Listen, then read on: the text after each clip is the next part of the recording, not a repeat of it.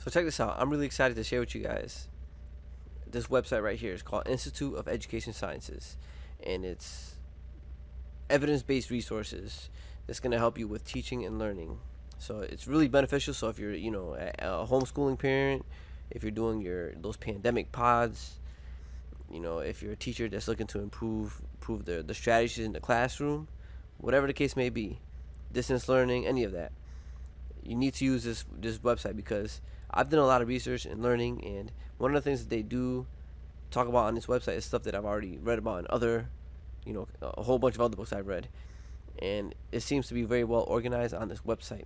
So what you're going to do is you're going to go to ies.ed.gov, and you're going to get to this website, and you're going to go up here to the menu. So I go to the menu, and you're going to look for where it says here, What Works Clearinghouse. So click on that, and you're going to get to this new page here, and it's ridiculous, like they have so many resources here. It's like really, really good, and again, it's based on evidence, so you'll know that when you're implementing these tactics, these strategies, you're not wasting your time, because the research supports how good it works. So let me just show you some things that you can find here. But you can see, look at already these topics. You have literacy, math, science, behavior, teacher excellence, charter schools, English learners, children and youth with disabilities. You could do, pre-K, and then K through 12, path to graduations, post-secondary learning. Like it's all there. So for example, I'm a math teacher, and if I go here to mathematics, it's going to take me to a new page. And on this page, you're going to see a whole bunch of different things you can use, and effectiveness. You can see here evidence of effectiveness. If I click on the eye, it'll tell you that the color icons, if it represents positive or potentially positive effects on outcomes for that topic. And then a gray icon with no box indicates a lack of positive effects. So you'll know, like if I scroll down, you see these gray boxes here, you can see that it's not really as good as the stuff that's up here in the blue. And if I were to look at, knowledge is power program, if I want to check that out, I click on here, and you can see more information about the effectiveness of using that type of a program. And you can see the studies that meets the standards, the grades that they examine for it, number of students. So there's a lot of information you can get from this.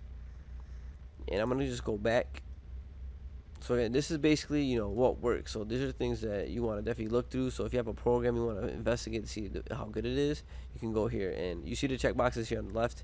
If I click on something like literacy, you can start looking at those as well. So if I uncheck this one, you can see we have literacy now, and then they have all the different types of things that they have here. So like Read 180. So you can look at your programs and see how effective those programs are. And the same thing, you can see the grayed out areas ones. So again, if I go back to the top, remember, it says here a gray icon with no box indicates a lack of positive effects. So, if your school or whatever, your program you're considering, if it's in this area, you probably might want to go with that, because you can see that, as they stated up here, right, in the box in the eye, it says here that it's a lack of positive effects. So, based on the evidence, the ones at the top are going to be the best ones you want to go with if you're deciding on a program to use. Okay, so now that's one area that I wanted to share with you, so you can investigate the different programs.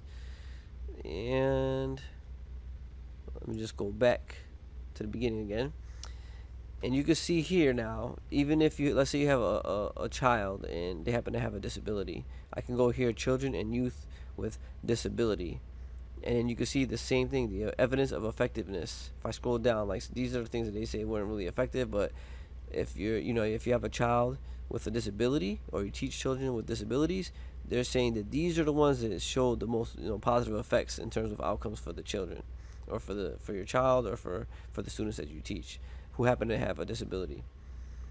So definitely you want to check these things out.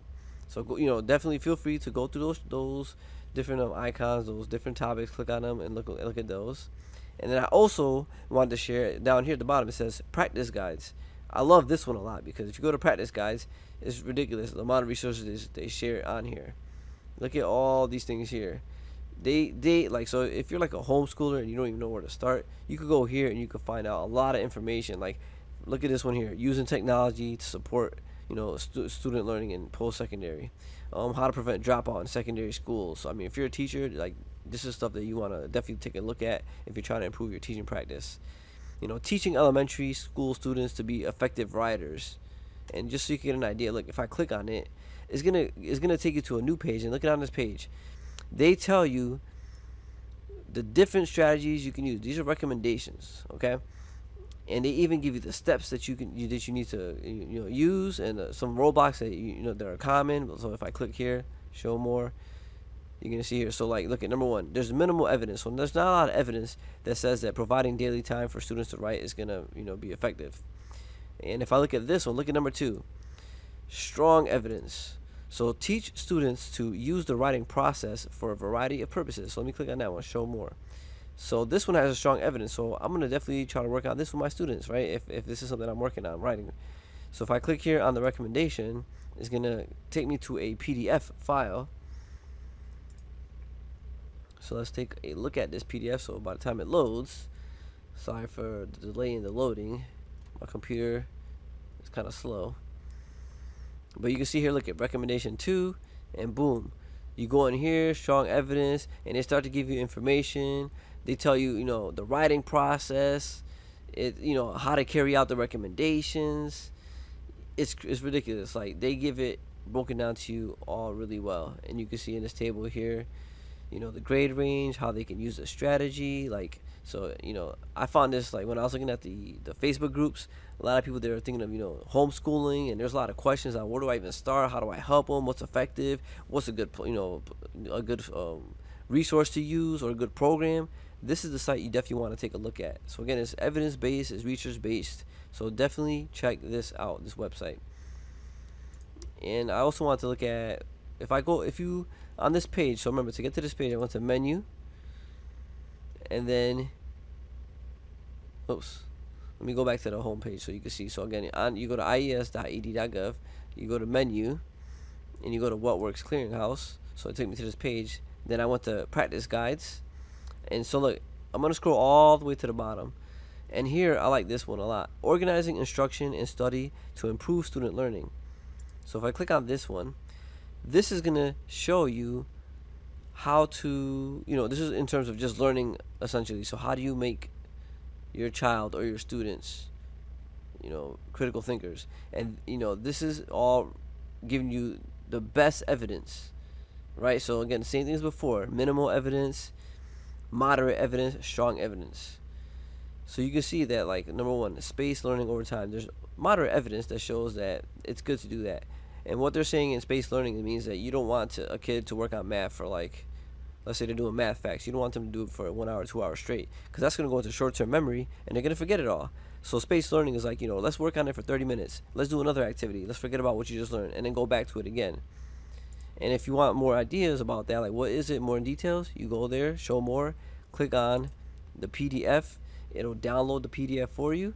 And then you can see here again, it's going to break down the information to you. How do you carry out the recommendations? It's a really good resource to use this stuff here.